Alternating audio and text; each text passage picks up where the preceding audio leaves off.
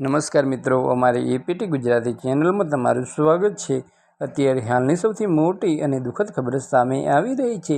અમદાવાદમાં 24 કલાકમાં 3 હત્યા।